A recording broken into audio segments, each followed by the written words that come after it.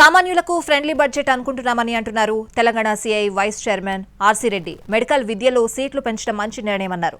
అలాగే పరిశ్రమలకు కూడా మంచి బడ్జెట్ అంటున్న హరిశ్చంద్ర ప్రసాద్ రెడ్డితో మా ప్రతినిధి రాధిక ఫేస్ టు ఫేస్. కేంద్ర బడ్జెట్ ప్రవేశపెట్టడం జరిగింది. అయితే ఈ బడ్జెట్ ఎలాంటి కేటాయింపులు చేసింది, దేశవ్యాప్తంగా ఉన్న రైతులకు కావచ్చు, యువజనులకు కావచ్చు, మహిళలకు కావచ్చు, పూర్తి స్థాయిలో అసలు బడ్జెట్ ఏ విధంగా ఉంది? ఆర్థిక నిపుణులు హరిశ్చంద్ర ప్రసాద్ గారు మనతో పాటు ఒకసారి మాట్లాడే ప్రయత్నం చేద్దాం. హలో సార్, ఈ బడ్జెట్ ఎలా ఉంది ఓవరాల్ గా, అసలు సామాన్యులకి ఏ విధంగా ఉందని అనుకుంటున్నారు? సో ఓవరాల్ బాగానే ఉందమ్మా బడ్జెట్ కామన్ మ్యాన్ కి. బట్ విజనరీ బడ్జెట్ అయితే కాదు ఇది. డెఫినెట్ గా ఈ ఇయర్ కి ప్రస్తుతం ఒక కామన్ మ్యాన్ కి కావాల్సిన సార్ట్ ఆఫ్ సాప్స్ అన్ని కూడా ఇచ్చారు బాగానే. బట్ ఇఫ్ యు సీ, ఒక బడ్జెట్ అనేది ఒక ప్లాన్తో వెళ్ళాలి కాబట్టి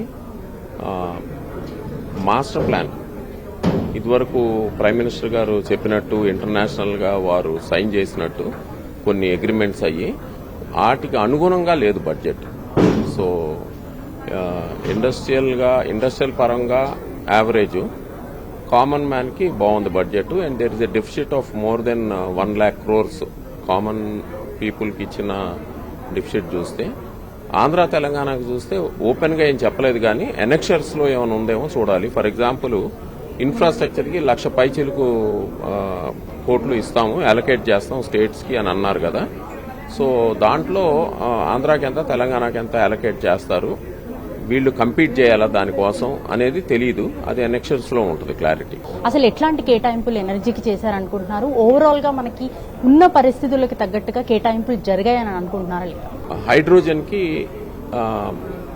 ఎలక్ట్రిక్ వెహికల్స్ కి ఇంపార్టెన్స్ ఇచ్చారు. బ్యాటరీ కానీ, కోబాల్ట్, నికిల్ అంటే రేర్ మెటల్స్ ఇంక్లూడింగ్ లీథియము, వీటన్నిటికీ కొన్ని కస్టమ్స్ డ్యూటీస్, వాటి మీద ఎగ్జామ్షన్స్ అవన్నీ ఇచ్చారు. ఎందుకు? ఎంకరేజ్ చేద్దామని. బట్ గ్రీన్ హైడ్రోజన్ డిమాండ్ ఇండియాలో కన్నా అబ్రాడ్ లో ఉంటుంది. సో గ్రీన్ హైడ్రోజన్ కి చాలా అమౌంట్ వెళ్ళిపోతుంది ఇప్పుడు. అంటే చాలా మంది గ్రీన్ హైడ్రోజన్ గురించి మాట్లాడుతున్నారు. ఈవీస్కి వచ్చేటప్పుడు, ఎలక్ట్రిక్ వెహికల్స్కి వచ్చేటప్పటికి ఎడాపెడా ఎంకరేజ్ చేస్తున్నాం. ఈవీస్ మూలాన పొల్యూషన్ జరగదు అనేది చాలా తప్పు. అది ఎందుకంటే డైరెక్ట్ గా పొల్యూషన్ జరగకపోవచ్చు కంపేర్ టు ఐసీ ఇంజిన్స్ ఇప్పుడున్న కార్లతో కంపేర్ చేస్తే. బట్ ఇండైరెక్ట్ గా జరుగుతుంది, ఎందుకంటే మన grid coal based grid, and coal burning is very inefficient comparatively. So మన న్యూక్లియర్ లేకపోతే non conventional energy based grid అయి ఉంటే అప్పుడు EVs would have been good. Europe లాగా న్యూక్లియర్ అవన్నీ, ఇప్పుడు ఫ్రాన్స్ లో అక్కడ న్యూక్లియర్ డామినేషన్. దీని burden we will see in the common. మన ఫ్రిడ్జ్లు పోతాయి, మన టీవీలు పేలిపోతాయి. సో ఇలాంటి బ్రౌన్ అవుట్ కండిషన్స్ కి లీడ్ చేస్తుంది. ఇది ఇంత ఎంకరేజ్ చేయకూడదు, ముందు ప్లాంట్ గా చేయాలి. ఫస్ట్ ఆఫ్ ఆల్ అసలు ఈవీస్ కన్నా ముఖ్యం మన గ్రిడ్ ని స్టెబిలైజ్ చేయాలి విత్ నాన్ కన్వెన్షనల్ పవర్.